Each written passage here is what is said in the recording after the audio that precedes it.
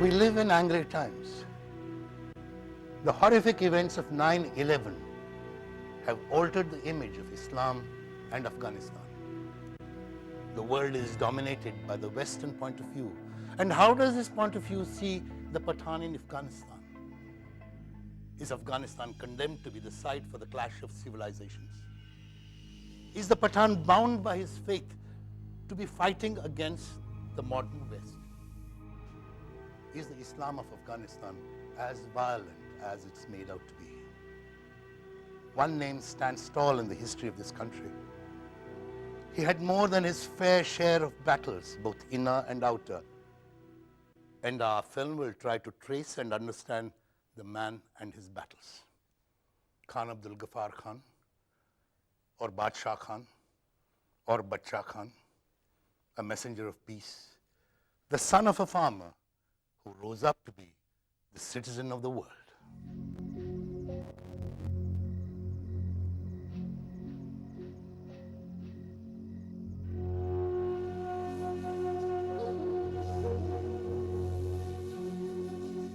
Afghanistan, one of the poorest and one of the most troubled lands in the contemporary world.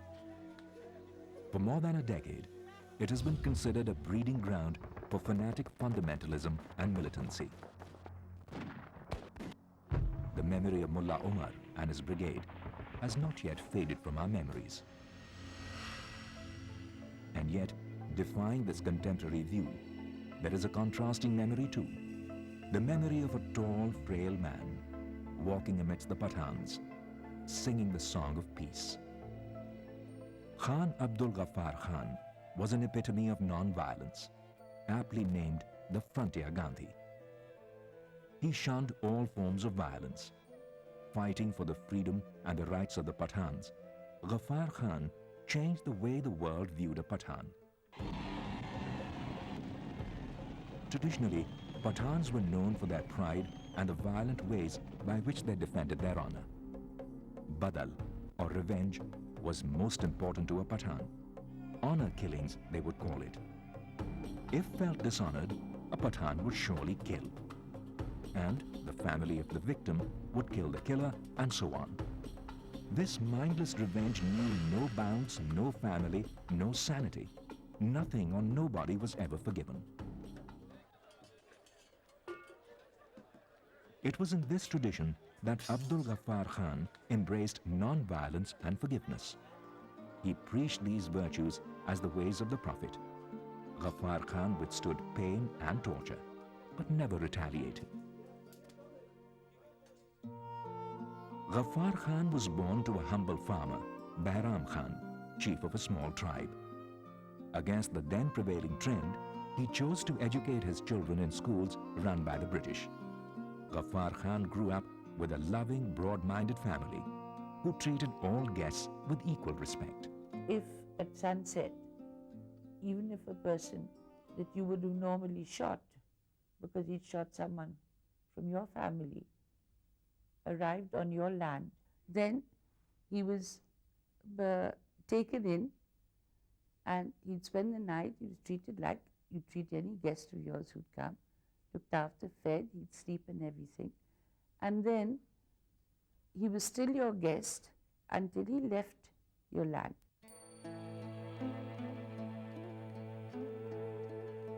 In those days, there was no custom to note down birthdays. So the exact date of birth of Abdul Ghaffar Khan is not known. But history records that he was born to the Khan Bahram Khan of Utmanzai village in 1890. This village is in Charsadda Tehsil of Peshawar district, Pakistan. It was at a missionary school that he saw his teacher performing service to the needy. Abdul Ghaffar Khan was tremendously influenced by the spirit of selflessness, a virtue he would master in abundance later. In those days, it was considered extremely prestigious to join the British Indian Army. A young, well-built Pathan standing 6 feet 3 inches tall, almost immatriculate, he was selected to join the Frontier Guides. But when he saw British officers insult his friend, who was a cavalry officer in the Peshawar regiment, Ghaffar Khan quit. He could never stand for injustice. His struggle was for his people, the Pathans of Afghanistan. He lived for them, he strived for them, and he suffered for them. He defied the British and the Russians. His only mission was a free and democratic homeland for the Pathans, a place without violence, where the Pathans would live with their heads held high. Ghaffar Khan had a vision. He realized that education and learning would be the first step to remove Pathans from this misery. He knew that this violence is directly linked to illiteracy.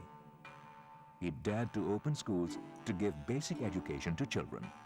Did he have any idea how much trouble lay ahead? He must have. For he was scarred for life. The British felt threatened. He was sent to jail, made to walk in blazing heat with no water or food, chained to a vehicle, kept in jail with no food, in extreme cold with a torn, flea-ridden rag for cover. But all this only made Ghaffar Khan even more determined. In the tradition of those days, only the boys were sent to school. Ghaffar Khan realized that education should not be only for the boys. He encouraged girls to be educated too. He educated his daughters and sent them abroad for higher education. He was a champion of women's rights and wanted them to come out of the parda. I wanted to go to the Amazon because I had done biology. He sent a postcard from the jail and said she will go to England or she won't go at all. And I said, you're going to send me to England? I said, to do biology? I said, first of all, you think I'm going to the British? I said, after what they've done to us, you think I'm going to go to England? I don't want to hear about England. I said, then you can stay at home. I said, you stay in Peshawar. In 1924, Ghaffar Khan started thinking about a national newspaper. Finally, in May 1928, his dream was realized, and the first issue of Pashtun was published. It became very popular. Soon after, Ghaffar Khan went to India. He wanted to collect money for their cause. In 1928, Ghaffar Khan met Mahatma Gandhi and Jawaharlal Nehru for the first time in a Congress meeting.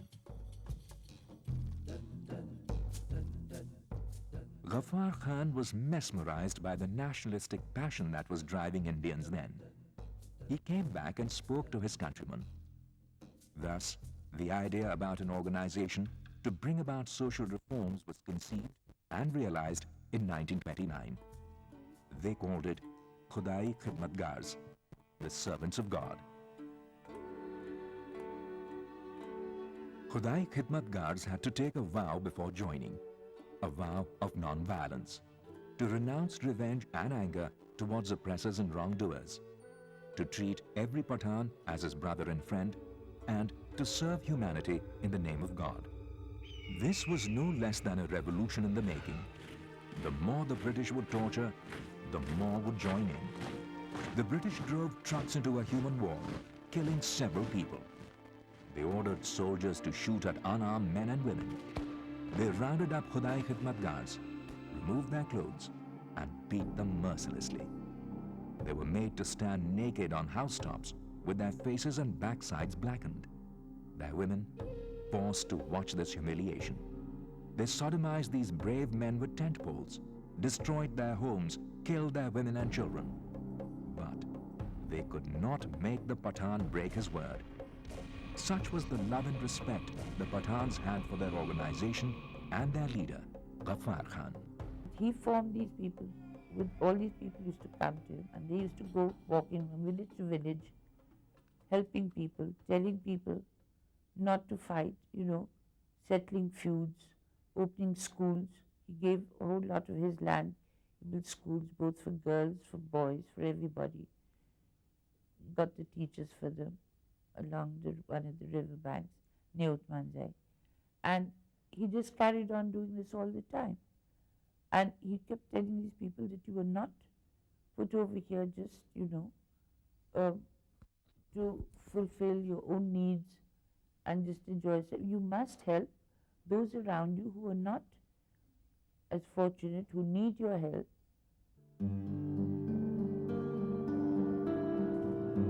His loyalty was to the people, a people he loved, and for their sake, he was willing to go any distance. He and his brother fought to save the Hindus and Sikhs in the frontier. He brought relief to the Muslims in Bihar. His tongue had a sharp edge and could lash out against any injustice. And he confronted Jinnah in Pakistan and the parliament in India with some very uncomfortable questions about the attacks on the minorities. This to him was the true meaning of Islam.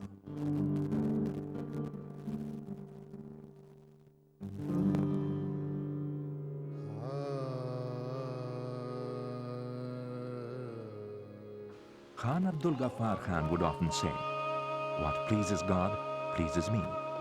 His Islam appeared to be of the most natural kind. He would say, prayer in whatever language or form was addressed to the one and the same God. Ghaffar Khan studied the Gita with equal reverence as he did the Quran. He listened to the Guru Granth Sahib read out to him by his fellow Sikh prisoners.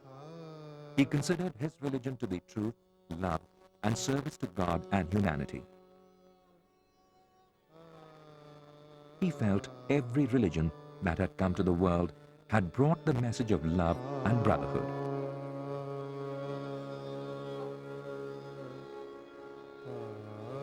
He followed the way of life shown by the Prophet. That man is a Muslim who never hurts anyone by word or deed, but who works for the benefit and happiness of God's creatures. On one instance, when Ghaffar Khan met Gandhiji, there was an interesting conversation between them. "Gandhiji, you have been preaching non-violence in India for a long time now, but I started teaching the Pathans non-violence only a short time ago. Yet, in comparison, the Pathans seem to have grasped the idea of non-violence much quicker and much better than the Indians. How do you explain that?" Gandhiji replied, "Non-violence is not for cowards. It is for the brave and for the courageous. And the Pathans are brave and courageous. That is the reason why the Pathans were able to remain non-violent."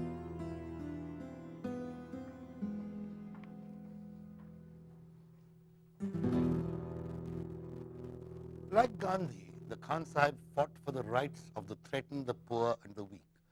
Like Gandhi, he had no use for guns and bombs. Like Gandhi, he stayed away from power and worked for social and humanitarian ends.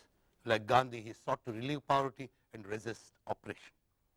Mahatma Gandhi and Khan Abdul Ghaffar Khan were brothers in arms, and the only weapons they possessed were courage and conscience. Mahatma Gandhi had once said that though the sword has been raised in the name of Islam, and often for the sake of Islam, but let us not forget that Islam was not founded by the sword. Many people were surprised at Abdul Ghaffar Khan's pledge to non-violence. They would think of Muslims as naturally violent people. To this, Khan Sahib would say, "Surely there's nothing surprising in a Mussalman or a Pathan like me subscribing to the creed of non-violence. It is not a new creed. It was followed 1400 years ago by the Prophet all the time he was in Mecca. But we had so far forgotten it that when Mahatma Gandhi placed it before us, we thought he was sponsoring a new creed or a novel weapon. We can surely be credited with being the first amongst us to revive a forgotten creed." Those were the days of fighting. The British were fighting a war. The Congress was fighting the British. The Muslim League was fighting the Congress. And Abdul Ghaffar Khan was helping the Congress in its fight for independence. Hindu radicals would not trust him completely. Muslim radicals would accuse him of being a Hindu lover, ignoring the call of Islam. He would simply say, "Have we forgotten the teachings of Islam? The teaching of Islam asks us to side with the weaker party. We ought to be torch-bearers in the country's struggle for independence." And he always said that nowhere in the Quran or anywhere in any religion is it written that, you go out and you kill people because they don't believe in your religion. And God has made everyone, all human beings are made by the same God. So whether you're a Hindu or a Muslim or a Buddhist or a Sikh, you are still a human being.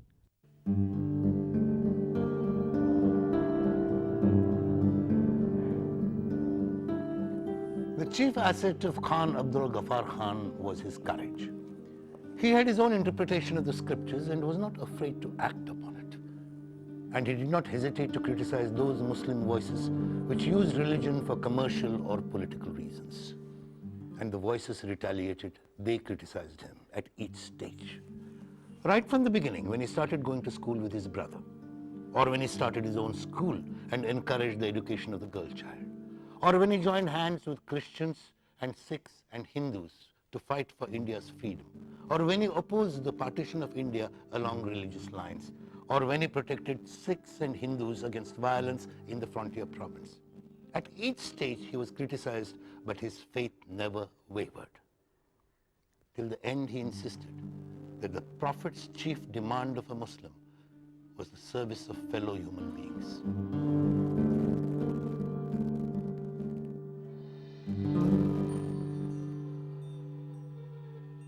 Ghaffar Khan and his army of 100,000 Khudai Khidmatgars fought for Indian independence. They were never in favor of partition, yet in the cold, calculated negotiations between the British, the Muslim League and the Congress, partition was thrust upon them.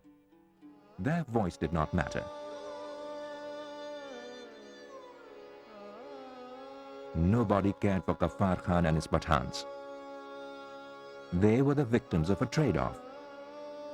Khan Sahab was devastated. Deep down, he felt he was betrayed by the leaders of the Congress when the division of India was taking place. As you know, Frontier Gandhi was not in favor of two-nation theory. He believed in Gandhian way of philosophy, worked for Gandhian way of life all his life, wore khadi to the last day. Ghaffar Khan now gave a call for true democracy and justice. For this, he paid dearly. Imprisoned and ill-treated, Ghaffar Khan suffered great humiliation. He withstood all, never giving up his belief in non-violence and love.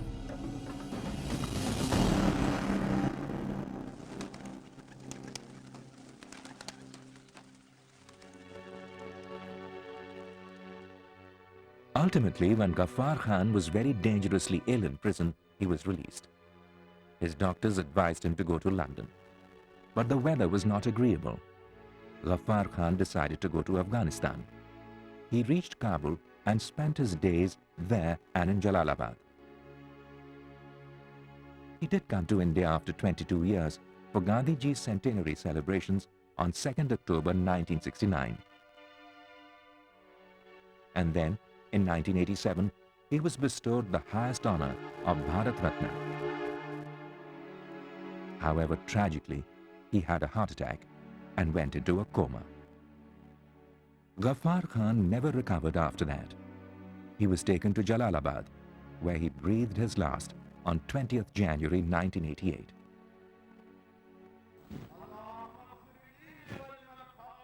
When he died, a sea of people poured into Jalalabad. Rajiv Gandhi, the then Prime Minister of India, postponed his other plans and rushed to Afghanistan to offer his respects. This great legend held no post, and yet he forced one of the world's most powerful nations, Russia, to call a ceasefire. Highest officials of countries and governments paid homage. Even in his death, he remained the Badshah, the King of Kings. Tragically, present-day Pathans have been terrorized by another so-called leader, whose name is synonymous with all that Khan Sahab was against. The post-9/11 world knows him as Mullah Umar, the fanatic Taliban leader, enemy of the US and host to Osama bin Laden in Afghanistan. Mullah Umar is a complete antithesis of Ghaffar Khan.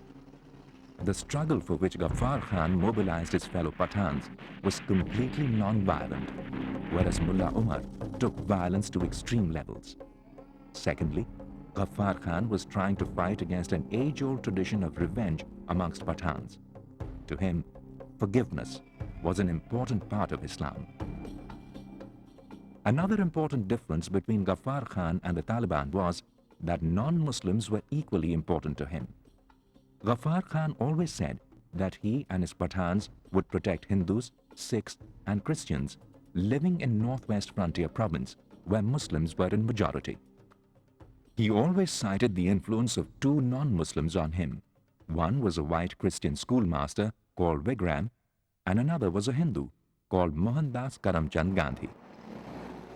Perhaps the most significant differences between Khan Abdul Ghaffar Khan's movement and the Taliban was that Badshah Khan wanted Pashtun women to study, work and lead the society.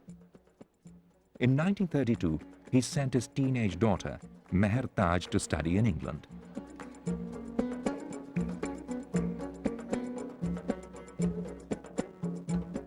We also know from his recounts that Badshah Khan was enthusiastic about the Buddhist heritage of that region. He respected all religions and the Buddhist history in that area. The subsequent destruction of the Bamiyan statues would have surely broken his heart. Last, but certainly not the least, the Taliban cadres had an attitude of me first and displayed double standards at all levels, whereas Badshah Khan had asked his Khudai Khidmatgars to serve the society and practice what they preached. Perhaps it seems unfair to compare the two. Taliban, which raised the gun for the sake of their interpretation of Islam and never hesitated from mindless killings, and Khudai Khidmatgars of Badshah Khan, who took an oath of non-violence, respected other religions, and were committed to the development of their people.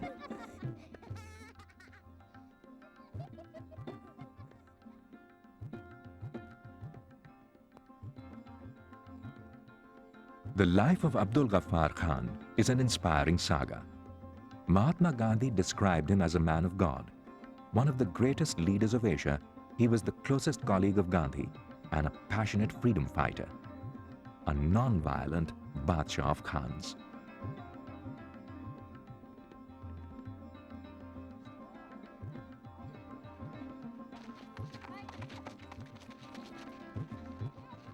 Badshah Khan's life has the capacity to speak meaningfully to an inhabitant of our times, to one who's young, or Muslim, or both, or neither.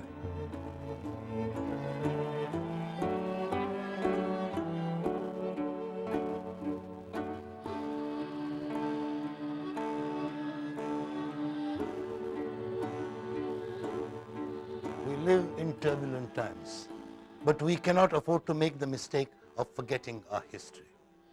What does Khan Abdul Ghaffar Khan mean to us? He was no mere Pashtun leader. He was a colossus in the history of the subcontinent, a secular leader who was Muslim in the true sense of the term. In our film, we have tried to study him. He was all that and more, which is why his voice will continue to echo down the centuries. A citizen of the world, a messenger of peace and non-violence.